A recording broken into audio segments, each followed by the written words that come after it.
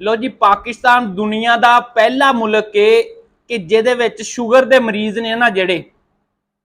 कोई बंदा पछाण नहीं उन्होंने सकता, जिथे मर्जी हो जाए उन्होंने किसी को पता नहीं लगेगा, क्योंकि जिन्नियां मिठियां शैवां उन्हें टका के खानियां, खीर आ गई उन्हें पेट भर के टका के,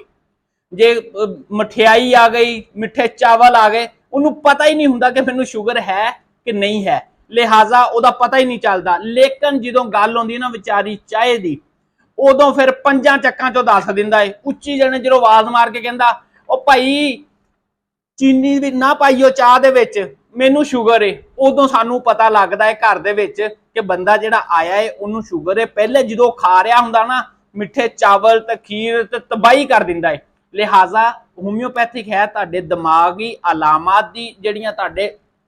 अज़ा दे उपर अलामत आउंदियां ने, वो बंदे जिन्हां परहेज नहीं करते उन्हां दी अगर शुगर बढ़ जाती है तो होम्योपैथिक च बेतहाशा वैसे तो मैडिसिन ने, जिवें साइजीलियम ए, सैफलिंड्रा है, नेट्रोम्योर है, बहुत सारिया दवाइयां ने जिहड़ियां लबलबे दी इंसुलिन पैदा कराउण दी सलाहियत रखदियां, तो बंदा शुगर तो निजात हासिल कर लेंदा है, उहदी बॉडी च अपनी इंसुलिन बनना शुरू हो जाती। लेकिन जिहड़े इदां दे बंदे ने परहेज नहीं करते, बेतहाशा, आप दे नाल भी मुखलस नहीं है, सिकहारम होम्योपैथिक मैडिसिन है, ये अल्लाह के हुक्म के नाल मिठे तो ही बनी है, यानी शक्कर तो बनने वाली होम्योपैथिक मैडिसिन, शक्कर ही मिठा ही तुसी अपनी बॉडी च ज्यादा लैके जा रहे हो,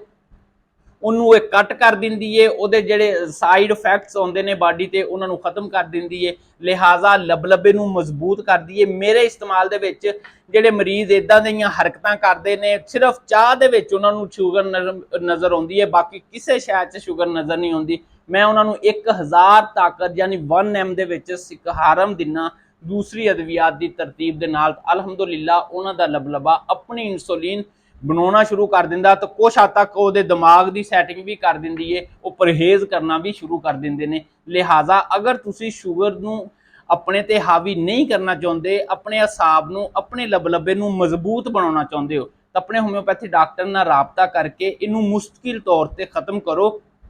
अपने लबलबे नूं मजबूत बनाओ। होम्योपैथिक दे विच बेतहाशा मैडिसिन ने जिहड़ियां मुस्तकिल तौर पर तुहाडे लबलबे नूं मजबूत बना के इंसुलिन पैदा करवाउण दी सलाहियत रखदियां ने। अस्सलाम वालेकुम।